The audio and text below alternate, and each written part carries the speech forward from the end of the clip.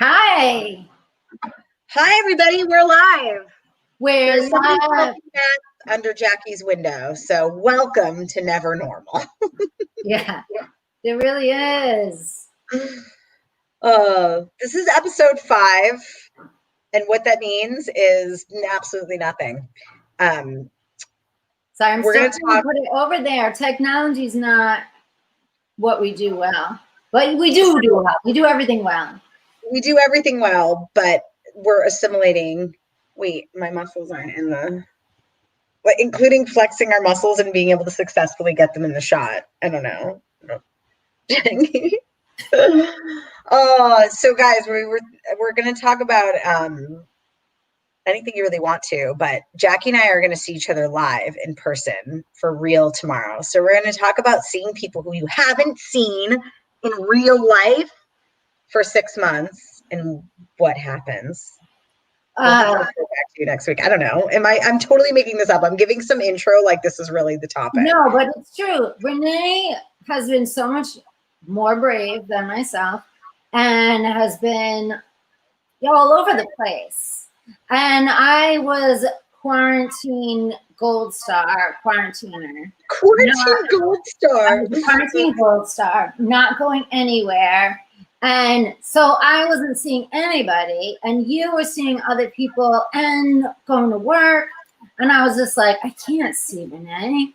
Like that, like, so then I started not being a quarantine gold star. So now I'm like, okay, so I feel more comfortable being around people that are healthy. So we're going to see each other, and I'm very excited about it.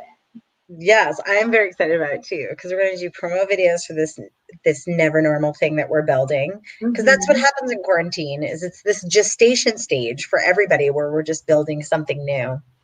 So that's what we're going to do. So next week is going to be amazing because there's going to be a photo where there's not a split screen. Look, now I'm in Jackie's. Yeah. Dun, dun, dun. Dun, dun, dun. I don't know what the hell I'm doing right now. It's making everybody dizzy. Oh, it's messing up my lighting. Never normal. Never normal. Even though I think we're the most normal.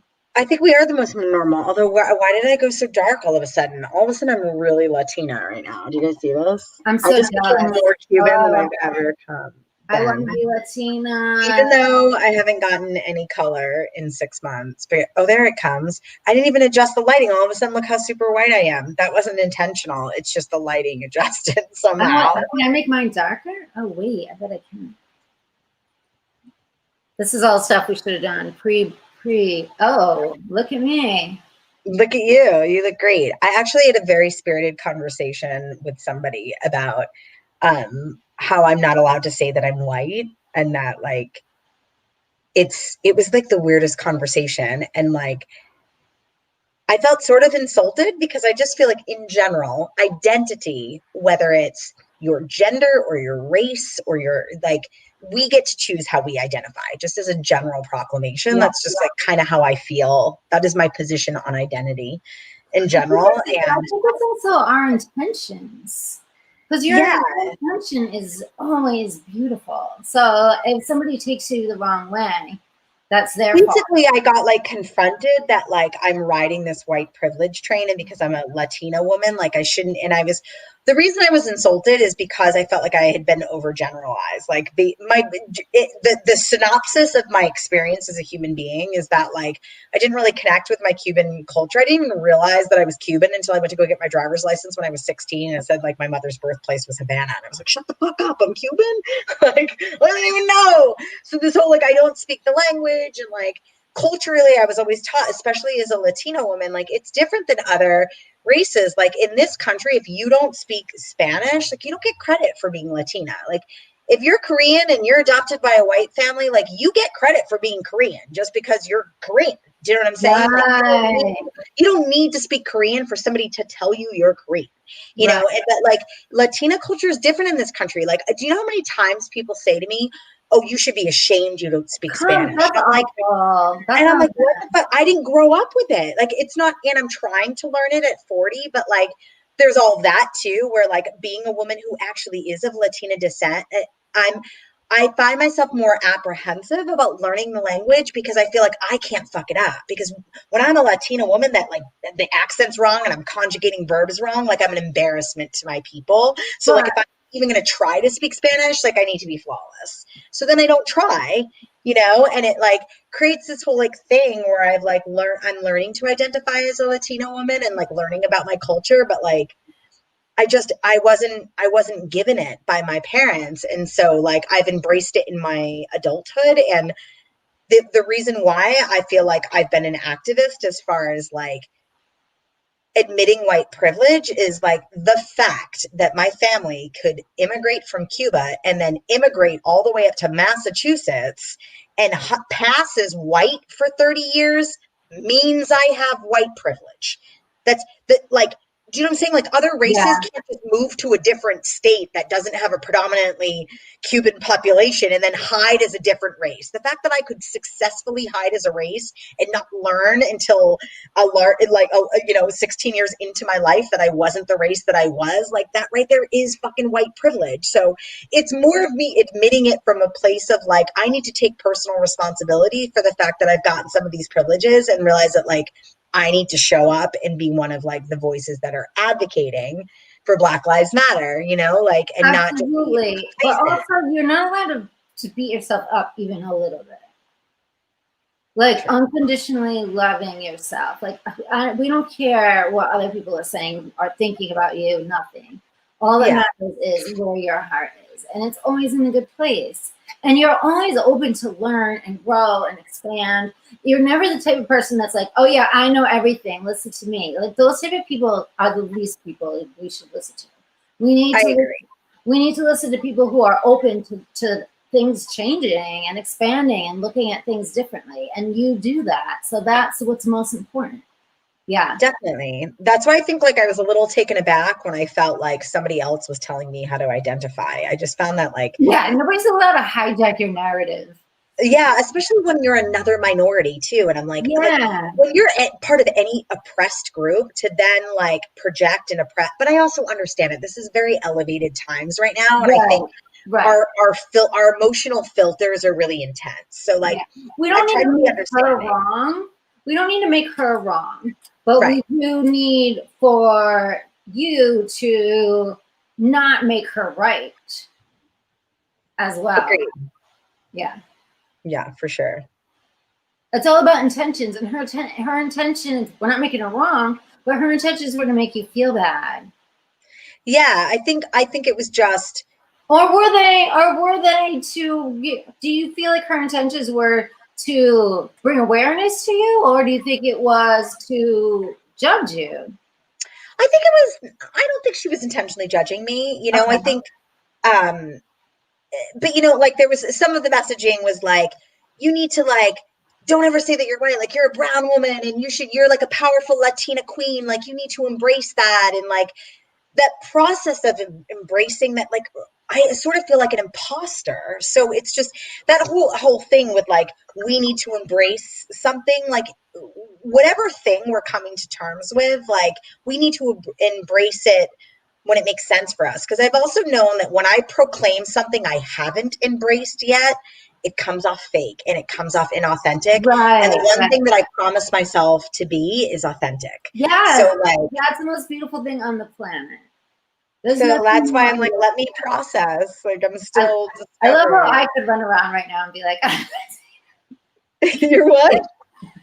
Like if someone told me I had to embrace being Latina, I'd be like, okay. I'm when I'm not. Ooh, maybe I could get like that test to find out that I am, and then I can. Maybe like an ancestry test. That's right. Well, that's what's beautiful about you, that you, but you know what I mean. You want to feel it. Where I'm just like, I would kill to be able to run around and say I'm Latina.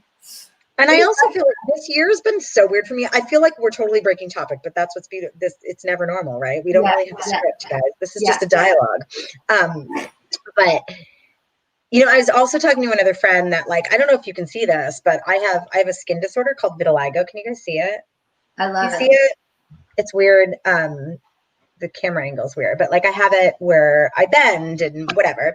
So like this year, my point in mentioning that is like my skin tone in general is changing. My aesthetic is changing, and I'm like becoming polka dotted. And like what I realized is that like our skin is the largest organ in our body, and people, the society identifies us not just like where we place us in ethnical categories, like ethnic category. I can't even speak English right now. This is why I don't try to speak Spanish. Trying to embrace the one language I know. I love you. So funny. You're so funny. But like our aesthetic matters, you know, and as like a performer and an artist, all of a sudden, like my skin is becoming polka dotted, and I'm like, wow, we thought we had an issue with me like claiming I was white before. Like now I'm really becoming white, like fucking unpigmented white. Like it's what Michael Jackson said he had. What is it? It's what Michael Jackson said he had. Totally, and which is very interesting because he did not have like, this whole like Latina thing, like you should identify with Latina. You know, when I was going to my dermatologist, they're like, you know, statistically, darker races get this condition. So if you're brown or black, like those are usually the populations that get vitiligo. So there was this weird my part friend of it. My friend has it. She's Italian. She's 100% Italian. Okay. So it's like, but what I found interesting about that is like, it weirdly was, I embraced it. Like, wait a minute. I am Latina. I have a skin condition only brown and black people get. Like I had this sense of pride that I was like, I don't need to speak Spanish because I have vitiligo and only brown people get vitiligo. Like it was like this weird, I don't even know. I don't know if it was like me coming to terms with my skin condition or what that process was for me. Look, my lighting just got dark. I didn't even mean to create the mood lighting. I just think it's doing it for you. The universe is doing it for you. Oh, now you can see my vitiligo even better. Look, wow. It was like God did it. It's kind of like a piece of art. I'm into it a little bit. I love it. I think it's beautiful. Thank you. My friend has it is beautiful too. You're both beautiful. It's the art. I love embracing things that are different. Like the time is over of wanting to be alike everybody. Like that's not sexy. Totally. That's not sexy. I was having this funny conversation too about like relaunching my career and like if I do tour next year, if society reopens and like finding my niche. And I was like, you know, I struggled with like this whole Latina lesbian comic thing. And I'm like, wow, now I'm the Latina lesbian comic with vitiligo. Like I've really found a niche for myself. Like I'm pretty sure it's just me. Yeah. I love that. You should really run with it. Why not? I think I'm going to embrace it. Like for a while, I was just like, maybe I should only wear long sleeve shirts when I perform. And I'm like, you know what? Fuck it, man. People are going to ask people.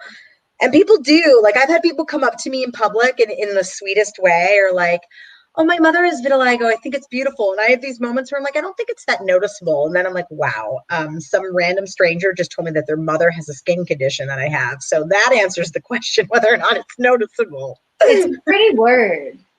Vitiligo. Yeah. I kind of like it too. There's this beautiful like model that has a tattoo down her arm that says it's vitiligo, and it's like in cursive, like because people ask what it is. Oh wow, that's kind of cool. Yeah. I don't know how to fix my lighting. Do we like the lighting like this? Yeah. Isn't it weird? And then all of a sudden, I swear to God, I'm not actually actively doing anything to change the lighting in my room. It's just doing it. That is amazing. It's slightly bizarre. Should I kill the light about me? So enough about me, Jackie. What do you think about me? No, I'm just joking. What's going on? I think you're wonderful. Yeah. I'm excited to see you tomorrow. I'm excited to see you tomorrow too. I'm worried about going out into the air though. Are we going to film in the air? Okay, let's talk about that. What's going on with the fires? Yeah, I've been very sad about it because I love the sky. Like that's one thing that I've always loved staring at the sky, like different from other people.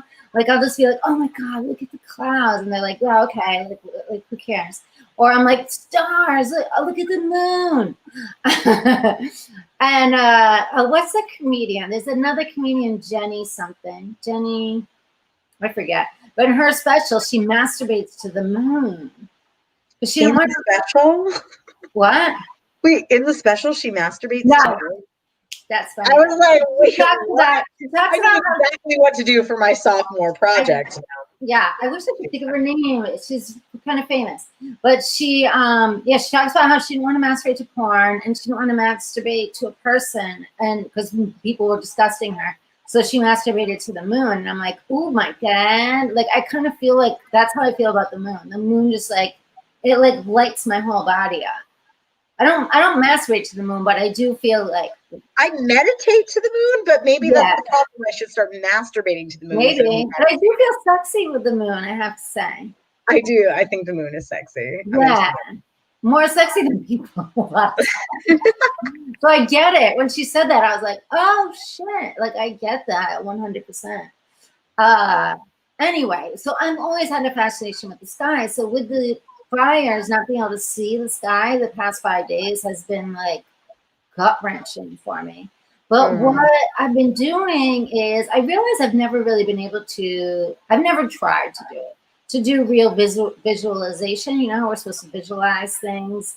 So I've been visualizing stars and the sky, and it's been really nice. That's awesome. Because I can't see it, I was like, what can I do? And then I did that, and it feels really great. That's awesome. I'm really into visualizing too. Yeah. So I found a positive in the negative.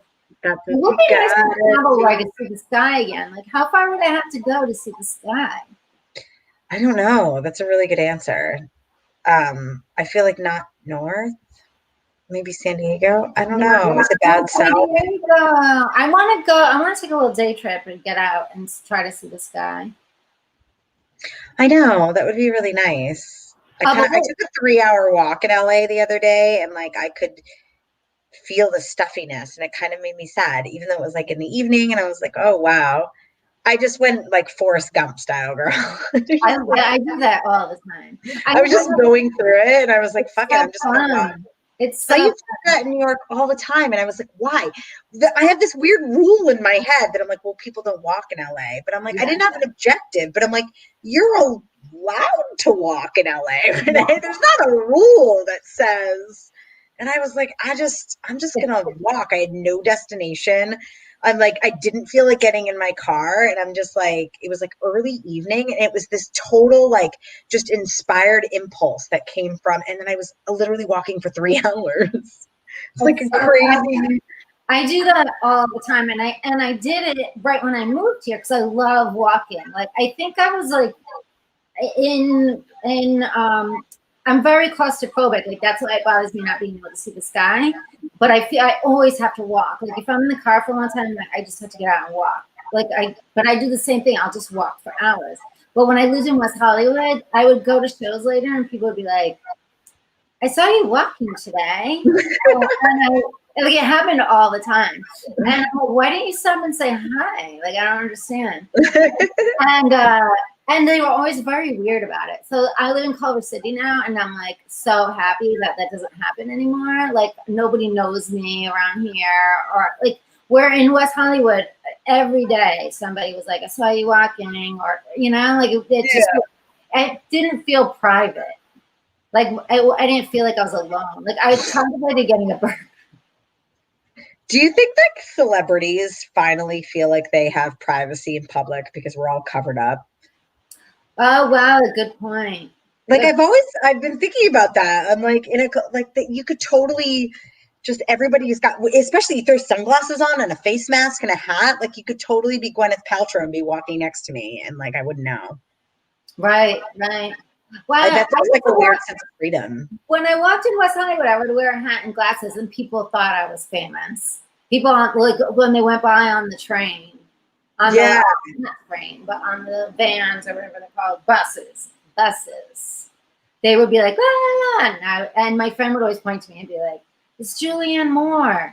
Oh my God, that's super funny. Yeah. But I would scream, we're not animals. This isn't a zoo. I know, isn't it weird that like when you don't see someone with a face mask now, it's like bizarre. And it's just like, I remember there was this woman that used to run in Central Park that always had a face mask on, and I would run by her, and I remember thinking like, what's wrong with this woman, or is she famous, or like I always was curious, like, what is her story that she always, and now I'm like, wow, she's the new normal. Like, Yeah. she blends right in now. She's still running in Central Park. I have no idea, but like, that's such a weird, I just remember her being like an anomaly. Did I ever tell you about my front tooth? No. Losing my front tooth in November where I had to wear a face mask. I love how the light gets dramatic during this story. This is a true story. So many, many years ago, like 20 years ago, I was a cheerleader. Surprise, everybody. I was a cheerleader. And I was in a cheerleading competition, and I was doing this stunt with this girl, and we like smacked heads during one of the stunts. And it fucked at my front tooth. It like shattered it almost like the back of my front tooth, like spider webbed, where the tooth itself didn't fall all the way out, but like I lost a layer of the tooth. And at any rate, I was told 20 years from now, you're going to like need to get a new front tooth because this shit's going to like die. And I was like, what? But I was like 16 when this happened. Well, flash forward, here I am like in my late 30s. And sure enough, it was like blackening. Like it was, my front tooth was like dying. And I was like, oh, hell no.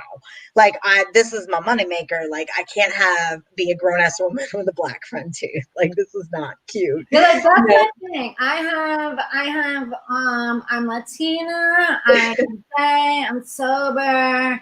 I have no front tooth. It's my thing. No front tooth. You know, especially in my active addiction, like I never did math because I'm like, I'm not going to lose my teeth. Like, Yeah. here I am about to lose a tooth, and I'm like, what the fuck? So at any rate, like in order for my dental insurance because I needed to get like a dental implant where it wasn't just like a veneer, like they were going to full on give me donated enamel and bone graft and the whole thing and whatever. So I go through this whole process, but my insurance won't cover this procedure until the tooth has died. Like basically it's cosmetic until the tooth dies. So I basically had to wait for the tooth to like rot out of my face before my dentist is like, let's do this, you know? So, And then was it free? no, it wasn't free. I mean, I got like 70% of it covered. I mean, it was still a lot because it's like it's a $9,000 tooth, all the procedures, and I had to have Cool. yeah, it was a huge process, but it's like it's an implant, so it's like a real tooth. Did it hurt? Yes. Yeah. So here's the face mask portion of the story. So while they're building the tooth, because they want it to like structurally like actually fit to my jaw, they have to like pull the tooth, and for 6 months while you're getting the bone graft and they're actually building the tooth, like they send it away and build you a tooth, you have a temporary denture for 6 months that you just put that in. Like I wasn't going to walk around without a tooth, but it was so I had a fake tooth for a little while. And so, but it was expensive and my insurance only covered one of those while we were waiting for my permanent tooth. And so I'm running on the Brooklyn Bridge, and I'm like listening to my music and whatever. And all of a sudden, like, I feel this like weird, like wind. And all of a sudden I'm like, oh my God. Oh my fucking God. And I freaked like Jackie, that nightmare where you lose your front tooth, like it had fallen out. I don't know how. Like this was in November of last year before all of this happened, literally November. And I'm freaking out, and it's like going to cost me $600 for them to make another tooth. And I'm like, I can't afford that. I'm like losing my mind. But at this point, I'm only 2 weeks away from getting my real tooth. And I'm like, I don't know what to do. And they were like, Renee, why don't you like wear a face mask? They have them, like people who have medical conditions, like face masks did exist before this time, you know?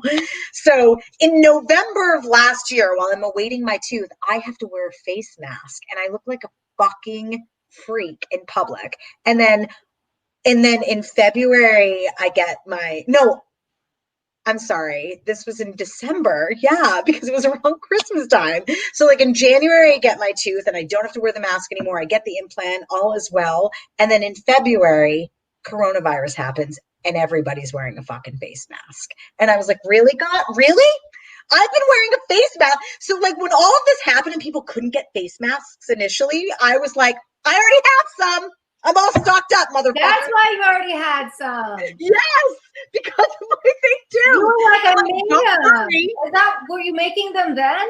Yes, and I was like, that Oh my it God. was some weird foreshadowing. I could not believe how quickly you learned to make them. Now I know why. This is why, because I had lost my tooth like 2 months earlier. But I'm like, I couldn't. If this had just happened in February, nobody would be like the wiser. You know Right. what I'm saying? Right. Like, I would have been quarantined in a room with everybody wearing a face mask. And right when you get it, everybody's wearing. As soon as I got the tooth, like I literally got my permanent tooth at the end of January, and then this shit happened. Like It's really funny. It's really funny. I love. You know what I love? Everybody's different personal story with the coronavirus. Like, because everybody has their own personal story, and it really feels like it's just happening to them. Because it is just happening to them. They're only them, and it's happening to them. But this is a really good one. This is a really special. I've been trying to figure out a way to one. You what? This is a really special one because Thank that's you. really funny. I did my stand up, but like right now it's really just a story. I don't know where the joke is, but there is something to be said about like Absolutely. It's really funny because I as a comedian could totally put myself in other people's situations, and that's really like like I would be so mad. I was so That's funny. It's funny. Of it really like, and I was so self-centered when we all had to wear face masks too, and it was totally about me. I'm like, really, really, God, like there was, if you could have seen this coming, there's no way you could have been like. It seems like a personal joke to you. Yeah, it really did seem like a personal joke, like a prank, like a prank. Definitely. Although I did feel like God pranked you. Definitely. I definitely felt pranked, but I also felt savvy when people were like learning how to make masks and like putting YouTube videos on like how to make it. I was like, I got this, motherfucker. I was like, I feel a lot better about myself now because I was like, Renee can do anything. Like, what is the matter with Jackie? Like, why? Like, how does she's working and she already made masks. Like, I was really like, Jackie, what is it? You know, and I'm like not leaving the house. Now I know. Now I know. But I think it's really funny to do on stage and get really mad. It would be really funny. Although, do you ever have those moments too where people are like hitting on you with a face mask and you're like, what if I like didn't have a front tooth? And I'm like, imagine if this happened in November, you know, like, and I really didn't have a front tooth. Like, where you have no idea how fucked up someone, like people hit on me when I have like a hat, no makeup, my whole face is covered. And I'm like, I could be a monster underneath here. Like, you are awfully confident. Yeah. One time I was working in a coffee shop and I put a box over my head. Did I tell you this already? No. I put a box over my head. I drew a bunny rabbit on it. And some guy, like people have different reactions when I waited on them with the box on my head and the bunny. And one guy was like, some bro tool was just like, you must be really ugly under there. And I went, they call me Acne Amy. Oh. And he was like, I knew it. I knew it. It's amazing. Yeah. I love what men think that they can say too. Yeah. And just because we're covering our heads doesn't mean we're hideous. Exactly. Or like, I remember when I opened my Starbucks at like 3:30 in the morning and I'd go to work without makeup on. And like, I had this regular male customer that would come in the morning and be like, oh, you didn't have time to put makeup on. And I'm like, it's fucking 4 in the morning. And like, what makes you need makeup? for me to serve you coffee? I need to have makeup on my face. But you don't need makeup. Oh, well, thank you. That's lies. It's the lighting. See? No way. You don't need makeup. Okay, I'm getting lines now that I'm. Are you wearing makeup right now? I mean, just like a foundation to even my skin tone. But you have gorgeous skin. I'm jealous. Thanks. You have great skin too. Are you kidding me? Come on. My skin is see-through. My skin is starting to become see-through. Look how white I am right now. I can close my eyes and read. With my eyes closed. Look at this. I have islands in my hands. Does it get worse with the sun? Well, just because my regular skin gets darker, so it gets more pronounced. But but it doesn't get it, but it's actually just the same. Yeah. Although I get it weird, like not to gross you guys out, but like, look, I get it under my arms. I It's get it not where I bad, bend. it's beautiful. I really do like it. I know it's sort of weird. Like it's under my arms, it's behind my knees. It's wherever I bend is the only spots I have it. So like my elbows, my wrists, my knees, my ankles. I I don't like know it. why. Like I don't actually know why you get it where your joints are. I don't know like the Is there a Facebook group with it? possibly. I bet there is. I haven't looked into it. I bet you could do stand up for them. Yeah, I They would should give you a lot of definitely. money. I know I should do like a fundraiser so that Yeah. I can make my next special that'll do well on Amazon Prime. I'm actually ready because my Uproar was nothing but amazingly gracious to refilm my special. But I did it the same at the Underground in Seattle, and then something happened and the footage just got Yeah. destroyed, and so I had to refilm it. And like the setup at the West Side Comedy Theater, like they couldn't get the camera equipment in, so nobody was allowed to sit in the front row. So when you see my special, you literally cannot see. It looks like I have no audience members. Like you hear laughter, but because they had all the wiring and stuff, the club literally didn't seat anybody in the front row. So Um, every time I that's the thing that just bothered me so much about the special is if you watch it, even the clips and the footage, like people say that to me. They're like, why isn't there anybody I, there? And I'm like, and the camera never pans back to the audience. And I'm just, the aesthetic of it just bothered me. And it was are like, you going to do it again? You going to do a new yeah, one? I mean, I'm trying to write another show. I think I'll isolate some of those jokes that I feel like worked that I'd like to bring back. I may not do 100% a new hour of content, but I don't feel like that was my strongest content. I'm also like in a space where I think I can grow and I'm ready to like do my Yeah. next. Are you going to do it again at Seattle? I don't know. I mean, I think I'm going to revisit that dialogue with Uproar once I feel ready, but it's premature right now because I'm very much in the like writing gestation stage. Like Yeah. I have no business being like, let's make another special because I Let's don't even. do a show, you and I, and we'll each do a half hour and have Upar do it Yeah, let's plan it. on Zoom for now, and just see what our new material is like. Go on there. Yeah, because I'm really like I'm spoofing right now. Don't stand so close to me. Like I'm rewriting the I lyrics. like Social it. distancing song, like because that's my thing. Like I parody songs. Yeah. And then I have my original quarantine song. And so I've been doing some new quarantine content. And um, yeah, I really want to like, I have a couple college gigs coming up, which will help me because they're Zoom shows. And it's a really great way for me to practice my longer sets without really Yeah. worrying about an audience because Yeah. it's just for colleges. Not that it's just for colleges, but you know what I mean. Yeah. Yeah. Yeah. Yeah. That's fun. Yeah, I gotta think about doing a new one too. I'm ready. I'm not. I mean, I have enough material, but I don't have it organized in how I would do it. Yeah, like it's not polished. But I I feel like I want to make a date to do it because otherwise I'll never do it.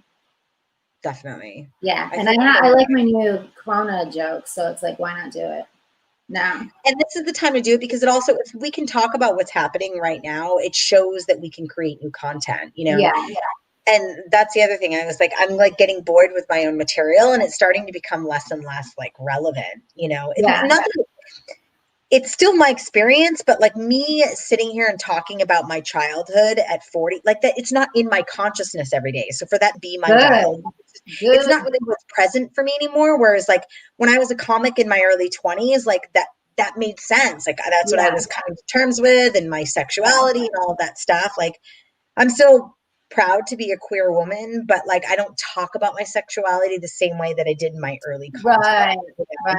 right, right. Same, same. I haven't talked about my sexuality in a while, but I'm getting back to it. You'll see. Let's really plan it. I wanna let's do it.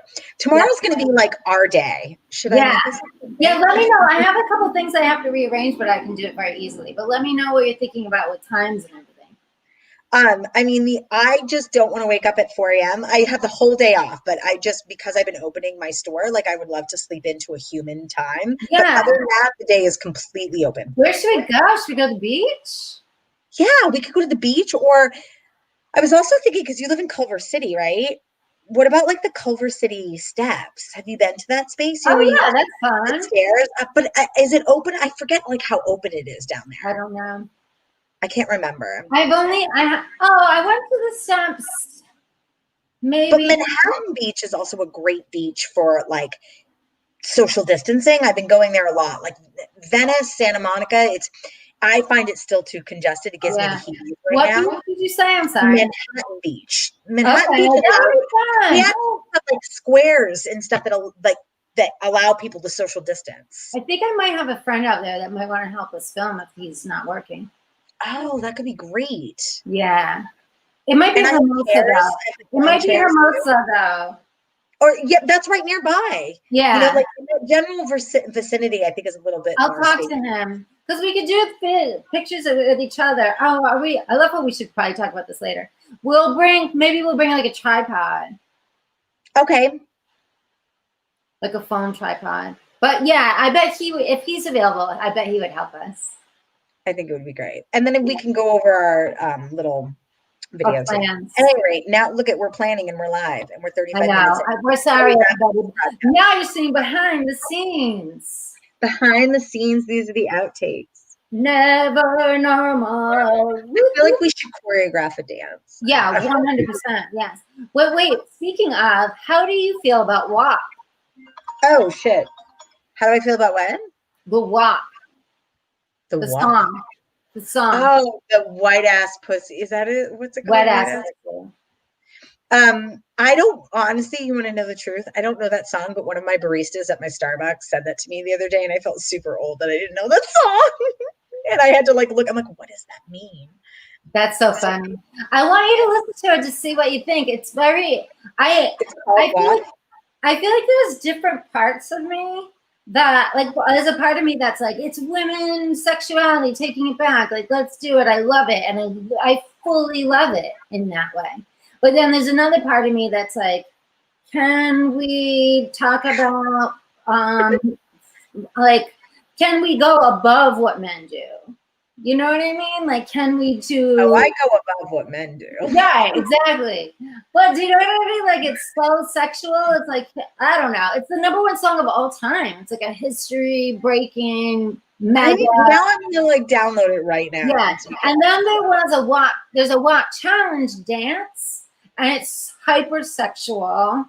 And I'm flabbergasted by how many women can do a split. Men are doing it too. It is a very sexy dance, and it's good. I just have mixed. I have very strong opinions in one way, and then very strong opinions in another way. So I'm curious your opinion. Maybe we could talk about once you digest it.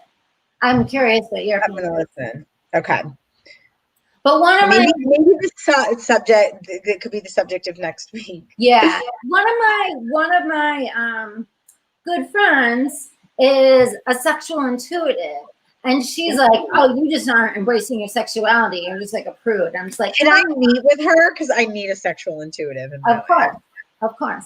Will you give me her info? I'm like super intrigued. I want to know what that means. I don't even know what that means. Sexual intuitive. Look her up on Instagram. What's her name? Susanna Brisk. But you can look up sexual intuitive. She branded her thing is sexual intuitive. Oh my god! Like I'm looking it up right now. Yeah, you can talk to her. But she's like, I'm a prude. It's beautiful. It's taking back everything, and I'm just like, I don't know. I love it. So exciting. Should we wrap up our broadcast? I just realized it's taking. We're overdue. I love everybody. I love everybody, you guys. We'll see you next week. Thank you for joining us. From the top. That's a wrap. That's a wrap. Well, we have to write a song too. With a bucket and a mop. That's a wrap. That's a wrap. Send us money, and we're gonna do awesome. Great. We're gonna do some amazing shit. She'll make you a mask. It's gonna be amazing. It's gonna be great. I can't believe it.